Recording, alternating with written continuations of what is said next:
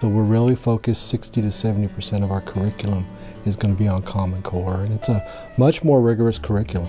Students really have to have a conceptual understanding of the standards. They have to be able to find multiple pathways to their answers, and that requires teachers to teach differently and facilitate learning more than dictate learning. We looked at workforce data, both regionally and nationally, and really tried to provide a small learning community opportunity for freshmen that were interested to design their curriculum around a career theme.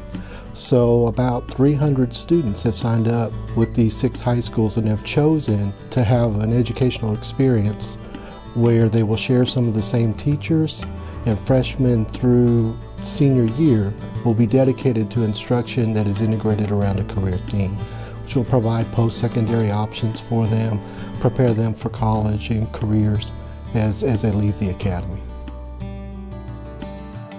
Basically, aligning balanced assessment means that you take the learning target for the day, for the weeks, and you align that with your assessment. So sometimes it'd be selected response, what we're very used to. Sometimes it's going to be like extended written response, and sometimes they're going to be evaluated on performance-based skill. So it's really aligning those assessments to the learning in ways in which students can demonstrate their understandings. Education was not meant to be taken apart. You do math here, you do science here, you do social studies here. It's meant to be put together. That's what is required in the workforce, and we need to continue to offer opportunities for our students to integrate their knowledge so they have better understanding of what they're learning. One of the highlights of my career has been to go out to the externships this summer and watch teachers at all levels, high school, middle, and elementary, be exposed to real-life work experiences so that they can bring that back to the classroom and create math and science integrated activities that are real in nature, and to see those relationships between the business community and the teachers grow and thrive, and that it not just be a summer activity, but that those businesses are coming into our schools and assisting our teachers to provide relevant education. One of the fortunate things that we have within the benefits for the Clarksville-Montgomery County School System employees and their spouses are our on-site clinics. And what you're going to see the difference this year is the insurance trust has decided to administer these clinics on their own instead of contracting that out. And you'll be hearing us call them wellness clinics. Some of the things that you're going to see is we're not just going to be focusing on urgent care, we're also going to be focusing on preventative care with that element of wellness. And we're hoping that this will help employees and their families focus on their wellness so that our employees then can focus on their work within the district to help the students. We want to provide multiple opportunities for teachers to get specific feedback and to be able to then access training that aligns with that feedback. We've always been very purposeful about our recruitment. During this last year, we actually visited, for our teachers, we visited 26 different universities.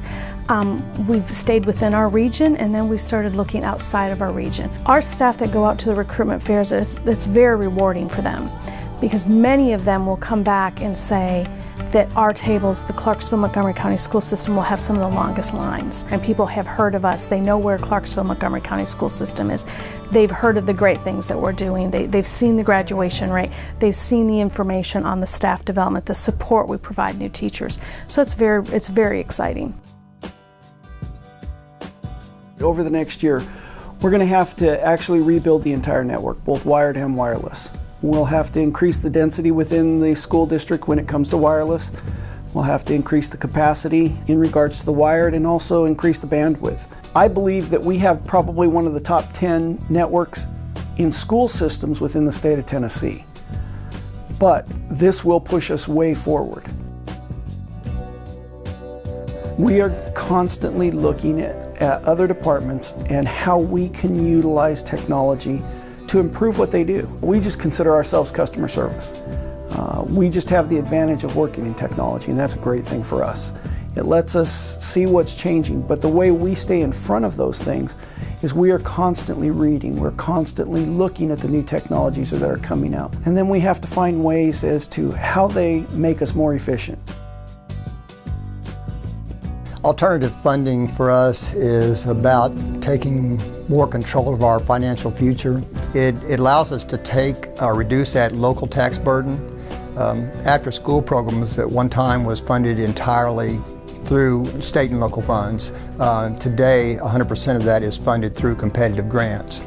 Likewise, the STEM initiative that we've taken across the entire district has been totally funded through competitive grants. Over the past several years, before we identified this as an initiative strategic work, we've been averaging about $6 million in competitive grants, and that's taken us so far. But we decided we needed to see what we could possibly do if we made this a focus and a priority. And less than a year into this initiative, we have nearly doubled from our efforts. We're sitting at $11.5 million today in competitive grants. We're able to offer opportunities to children across the county that they would not otherwise have. And again, it allows us to, in some cases, improve student achievement, other times maybe even closing the student achievement gap between students. The district currently spends some $7 million every school year on utilities. The biggest share of that is electricity, but also gas, water, sewer, all of the utilities. So in that $7 million of an annual spend, we want to make sure that we've achieved every efficiency that we can. This is going to be an opportunity for us to go in conjunction with TVA, and do an assessment of every one of our buildings. And those assessments will look at everything from the mechanical systems, the electrical infrastructure, the plumbing infrastructure, and everything that there is about the building. And then those energy engineers will provide us with a written report with some suggestions of things that we may implement or directions that we may go in the future that will make us even more energy efficient. I think it makes a difference for the district because it allows the dollars that we don't spend on utilities or wasting utilities to be directed at the child in the classroom. The purpose for this work is to allow us to provide the safest environment for all of our students from the moment that we pick them up at the bus stop throughout their school day on our campuses and in our buildings, and then all the way through till we drop them off at their bus stop in the evening. As an employee, if you feel safe in your environment, then that's one less thing you have to worry about. It will allow you to focus on the students and allow you to focus on your job if you're not as concerned about the safety. But it's also so important that employees understand how they would handle a crisis and emergency. So it is something that we want to make sure that they feel comfortable, but that they also understand and that they're aware of how they will react if there is an emergency in their building. We heard from our public last year when we did the communications audit that Clarkson-Montgomery County School System is the best kept secret in this community. And people want to know what's going on, and they want to know the pride points. They want to be proud of the school system and be able to brag about what's going on. When the good news gets out, it builds community pride, it builds ownership, and everyone feels a part. It's just like your home team. When your home team is a winner, and this school system is a winner, so you need to be proud. There are better ways to communicate with our stakeholders. One way is we need to make sure that we're getting information to them in the language that they speak at their homes. So we're looking at doing more translations, more opportunities for involvement and connections with schools and students and parents from different cultures, different backgrounds.